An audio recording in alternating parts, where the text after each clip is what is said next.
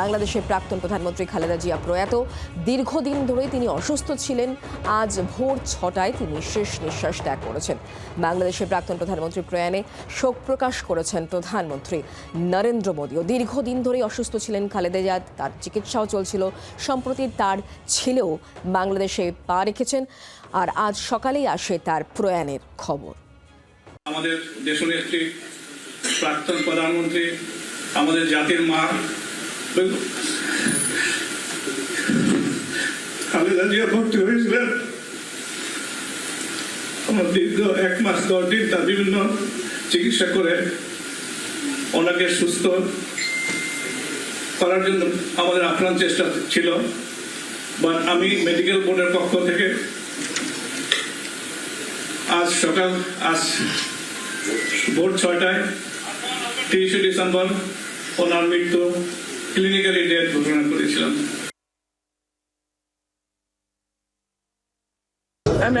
আমরা সারাক্ষণ উদ্বেগের মধ্যে ছিলাম, রাত্রি থেকেই কি হয় আমরা অধীর আগ্রহী ছিলাম। সকালবেলা যখন খবরটা শুনতে পেলাম, আমি বাসায় থাকতে পারিনি, আমি চলে এসেছি।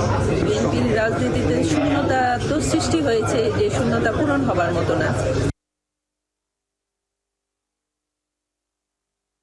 আজকে আমরা আসলে ম্যাডামের এই সংবাদটার জন্য আসলে আমরা প্রস্তুত নই। ম্যাডামের এই সংবাদের মধ্যে দিয়ে আজকে বাংলাদেশ সারা বাংলাদেশে অভিভাবকহীন হয়ে পড়ল। ম্যাডামের এই স্থানকেও পূরণ করতে পারবে না। আমরা একজন মাকে হারালাম, পুরা জাতি আজকে অভিভাবকহীন হয়ে পড়বে। কান্নায় ভেঙে পড়ছে এবং অনেকেই কথা উল্লেখ করছেন যে এই মুহূর্তে বাংলাদেশ অভিভাবকহীন হয়ে গেল। এ কথাও কিন্তু উল্লেখ করছেন অনেকে। এই পুরো বিষয় নিয়ে আমরা কথা বলবো। এই মুহূর্তে অয়ন ঘোষাল রয়েছেন আমাদের প্রতিনিধি।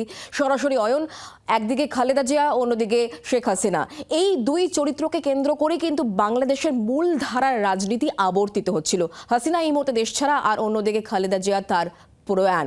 আর এবার বাংলাদেশের রাজনীতি কোন খাতে বইবে সেই প্রশ্নও তো উঠে গেল সঙ্গে সঙ্গে।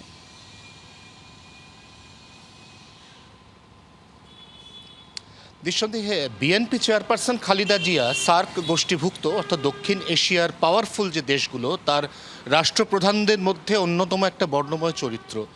অতএব দীর্ঘ রোগভোগের পর খালেদা জিয়ার মৃত্যু, যা ভারতীয় সময় আজ সকাল 5:30 এবং বাংলাদেশের সময় সকাল 6টায় আনুষ্ঠানিকভাবে ডিক্লেয়ার হয়েছে, তারপরেই দেশের এই মুহূর্তে সবথেকে বড় প্রশ্ন তারেক রহমান, যিনি নিজের দেশে ফিরেছেন দীর্ঘ বেশ কয়েক মাস পর, সেই তারেক রহমানের দেশে ফেরার 5 দিনের মাথায় খালেদা জিয়ার মৃত্যুর সংবাদ অফিসিয়ালি ঘোষণা করল বাংলাদেশ প্রশাসন। এর নেপথ্যে কোনো রাজনীতি আছে কিনা সেটা এই মুহূর্তে বিশ্বের সবথেকে বড় একটা প্রশ্ন। কারণ বাংলাদেশে সব কিছু ঠিকঠাক চললে যে নির্বাচন আগামী বছর 2026-এ আসন্ন, সেই নির্বাচন হবে কিনা সেটা একটা বড়সড় প্রশ্নের মুখে। এবং যদি নির্বাচন হয় তাহলে অন্তর্বর্তীকালীন সরকারের প্রধান উপদেষ্টা মোহাম্মদ ইউনূস, তিনি ঠিক শেষ পর্যন্ত কার দিকে ঝুঁকবেন সেটা নিয়ে একটা বড় প্রশ্ন ছিল। এবং এক্ষেত্রে অনেকেই, বিশেষ করে যারা আন্তর্জাতিক সম্পর্ক নিয়ে দীর্ঘদিন ধরে বিশ্লেষণ করছেন, পড়াশোনা করছেন, তারা মনে করছিলেন যে বিএনপির দিকেই অনেকটা পাল্লা ভারী ছিল। কারণ এই অবস্থায় যখন তারেক রহমান দেশে ফিরেছেন, তখন কিন্তু তার দেশে ফেরাকে স্বাগত জানিয়েছেন অন্তর্বর্তীকালীন সরকারের প্রধান উপদেষ্টা মোহাম্মদ ইউনূস। এই অবস্থায় বাংলাদেশের এই মুহূর্তের উদ্ভূত যা পরিস্থিতি, তাতে বাংলাদেশের প্রাক্তন রাষ্ট্রপতি তিনি রয়েছেন দিল্লিতে, এবং দিল্লি থেকে তার এই মুহূর্তে শুধুমাত্র আমরা বিভিন্ন মেসেজ পাচ্ছি, কোনোটা অডিও, কোনোটা ভিডিও। তিনি কবে দেশে ফিরবেন বা আদৌ তাঁর দেশে ফেরার মতো পরিস্থিতি আছে কিনা তা যখন একেবারেই স্পষ্ট নয়, ঠিক তখনই তারেক রহমানের দেশে ফেরা এবং তার 5 দিনের মধ্যে খালেদা জিয়ার মৃত্যু ঘোষণা, এগুলির মধ্যেও কিন্তু কোথাও না কোথাও রাজনৈতিক সমীকরণ বা অঙ্ক খুঁজে পাচ্ছেন বাংলাদেশ নিয়ে চর্চা করা বা গবেষণা করা আন্তর্জাতিক মহল।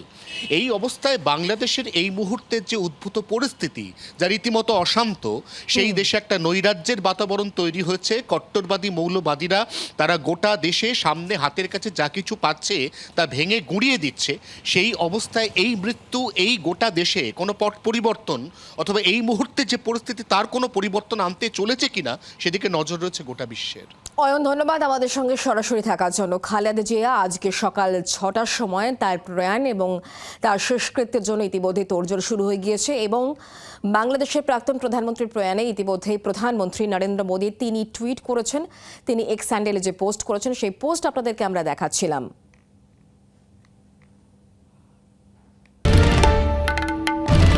বাংলার আওয়াজ, বাঙালির আবেগ, জি 24 ঘন্টা।